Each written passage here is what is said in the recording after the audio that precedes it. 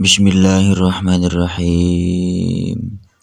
Qala al-mu'allif rahimahullahu ta'ala nafa'ana bihi wa bi ulumihi fid dharaini amin ya Allah ya rabbal alamin.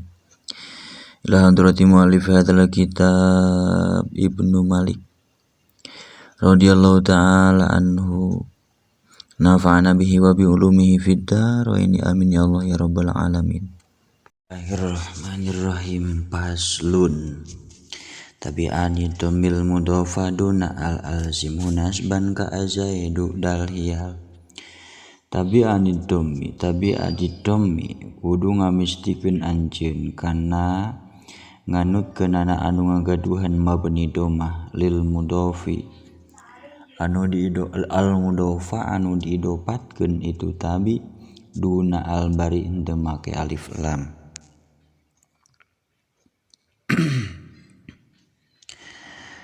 Alzim tegesna kudu ngamistikeun anjeun hu kana itu tabi nasban kana nasab.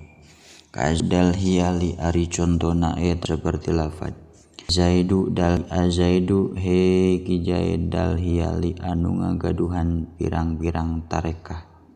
Wa masiwa darf wa masiwa hurfa awin sibu aj'ala kamustaqillin nasakon wa badala. Warfa sareng kudu ngarofa'keun anjeun awin sib atawa kudu nganasobkeun anjeun ma kana tabi siwahu tetep itu ma salianti al mudhofa duna al.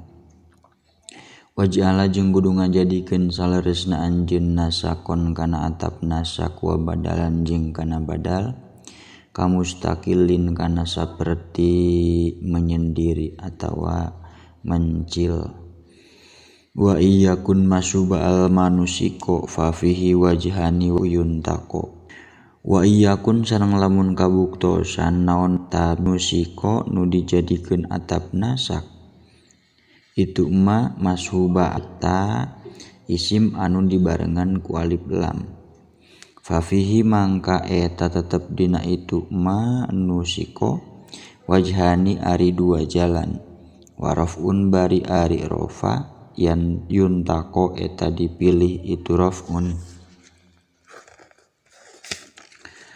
Wa ayyuha masuba al ba'du sifah yalzamu bi raf'i ladza dzil ma'rifah.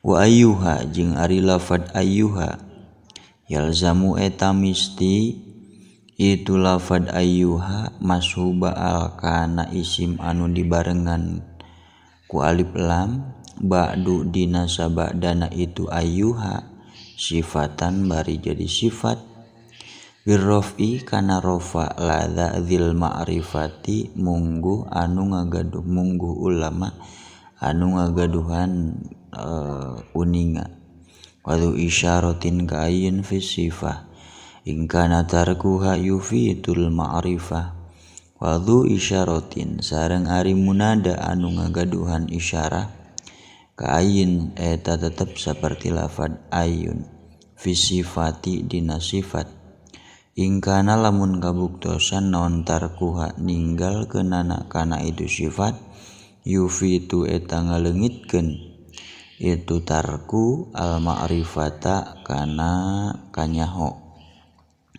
finahwi sa'da ausil yantasib sanin wa dumma waftah awalan tusib wayan tasibu sareng narima nasab naon tsanin anu kadua wa dumma jeung kudu ngamabnikeun anjeun mabni domahkeun anjeun waftah sareng kudu ngamabni fatahkeun anjeun fi nahwi sa'dal ausi dina saumpama sa'dal ausi.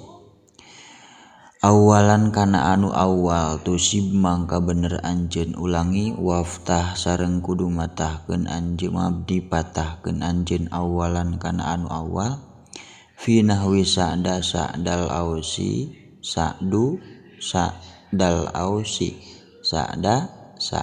ausi tusib mangka bener anjeun.